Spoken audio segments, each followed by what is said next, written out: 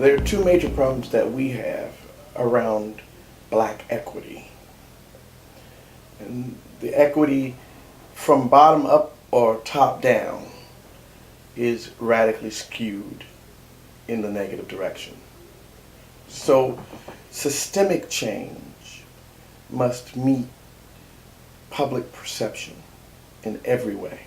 And so when we talk about black equity in the classroom, we haven't even gotten to black males because we're trying to get black anything.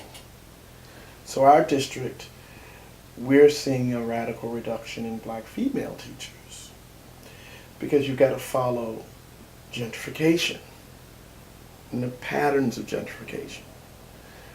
So the interrelatedness of black life does not escape the school systems. As a matter of fact, urban school systems have always been a barometer of black life. Historically, there were three professionals in the black community: the black preacher, the black mortician, and the black teacher.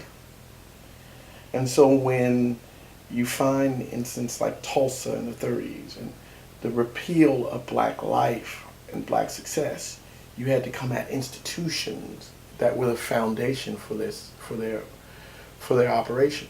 Schools were a part of that. So when I got involved in Vallejo Public Schools, one of the things we discovered is that our UC Berkeley graduates or our San Francisco State graduates, young white teachers, would come into our urban district, get their credential after a year, basically test on black kids, and then flee the district and go to nice suburban districts. Well, there was no real investment. There was no critical investment. And I think it's hard to find black male teachers when they weren't nourished as black male students. So you're not raising a generation of people who admire education within the institutions that they are to receive it from. And so we've got some in-house systemic issues that we can't even begin to translate into public education yet. And so I've decided to start a step back while simultaneously then moving to how do we recapture the group we've lost. So the partnerships we have with the sheriff, and the district attorney, and the police department, and the school system is about reclamation too.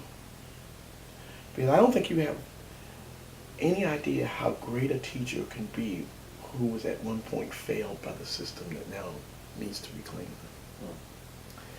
What we're attempting to do now here is to say how much of the failure of our system is a lack of innovation around learning differences, around systemic ignorance that has been implanted generationally in households. So I'm floating an idea, and I'm not an elementary school educator, but I am interested in this idea of backwards tutoring. Can we get children, and we see this happening in Latino communities, right, where they're teaching their parents English. Right. Why can't we do that in black communities, where students are coming home and saying, Mom, guess what I learned today? And they do their homework together, where the parent isn't tutoring, but the student is tutoring. The self-esteem value, how it can change dynamics in the home. And so there are a number of issues that I don't think the districts can deal with, that communities have to deal with, and advocacy have to deal with. And that's what we're looking at doing right now. I would say it's education in America is market-driven. Social sciences in general. I have a PhD in philosophical and systematic theology and African American studies. How do you make a living at that? What are you going to teach, right? Because now even university systems with a PhD have gone to adjunct systems.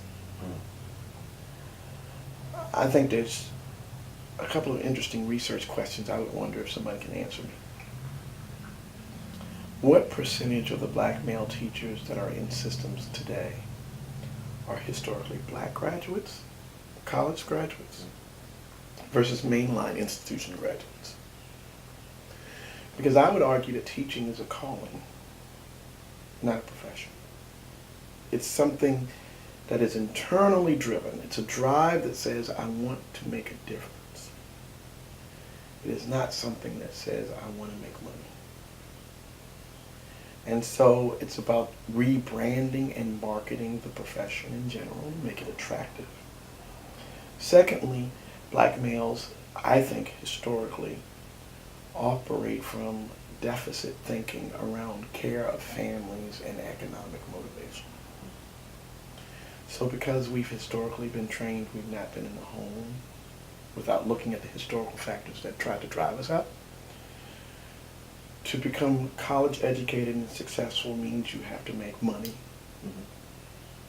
to be legitimized. Right. Education doesn't seem to fit that bill.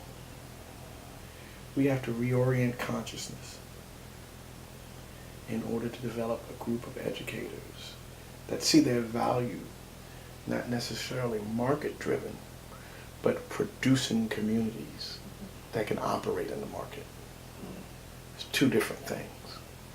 And I think when we can create a consciousness, not just amongst black males, but amongst black females, that the most powerful driving force in a nation are educators, and rebrand it as such, then the market will increase on what we pay them. But if I can become an apprentice journeyman plumber and make $35 an hour, and I got 3 kids, versus you putting me in a classroom for 8 hours a day, and I'm going to make 30 grand a year, living in the state of California, I'm below poverty level. There's no incentive.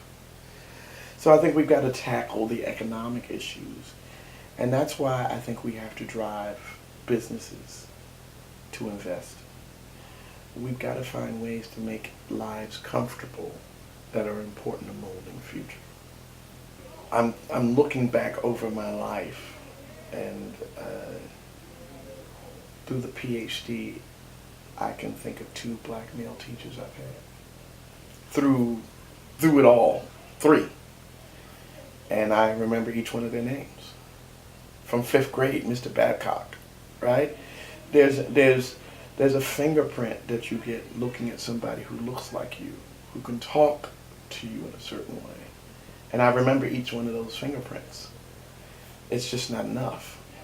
I think we've got to come to grips with generations that have been lost and now start to plant some seeds. And that might be a foundation or an organization that starts grooming kids in 5th grade to become educators. And to say, we will pay for you to go through college if you commit to give us 5, but you got to start in 5th grade. And you got to start allowing them opportunities to teach in 5th grade and mentor each other. So here, our youth teach our seniors how to use their cell phones. We create a session where they say, okay, this Saturday we're bringing the 60-plus-year-olds, bring your phones, and the kids are going to teach you how to open up, how to log in, how to get online. And watch 5th, 6th graders get energized by passing on knowledge. Everybody wants to be smart. I argue that in many ways integration was the worst thing that happened to the African American community. It took the self-sustaining drive.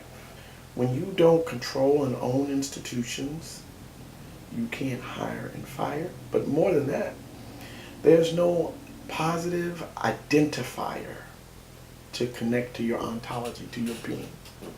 Right? There's no sense of respect. Right? And theologians, James Cone, have often talked about when a black man was nothing, Uncle Tom, Louis Boy, when he walked into the black church, he became a deacon. He had a new identifier. Well, in our communities today, there's still a lack of positive identifying forces by which we can attach ourselves to. And then charging black professionals, and I think this is a critical piece, our bourgeois inclination, our ladder climbing pathos, our drive to be success an American, has led to the radical abandonment of our communities. And on every level, we are pressured to be societally accepted. So I definitely think the demographic shifts. I think there's some ego-based work we've got to do, some consciousness work we've got to do in order to get us to be appreciated and to appreciate professions that have impact. I think there's probably an innate danger of making them school police officers. And so they are not allowed to fully exist in the role of educator because they become the school-wide disciplinarian or the mentor for everybody in the school. And that type of burnout gets difficult. Also, there are curriculum challenges posed against them. But then internally, we've got to get beyond the slave syndrome of education being whitewashing. Right?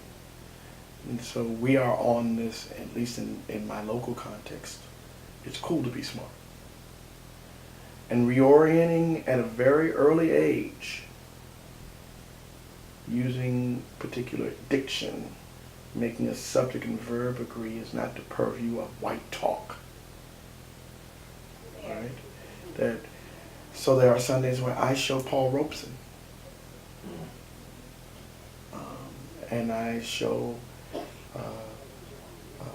Langston Hughes and any other, to show that we've been talking and transforming language for decades.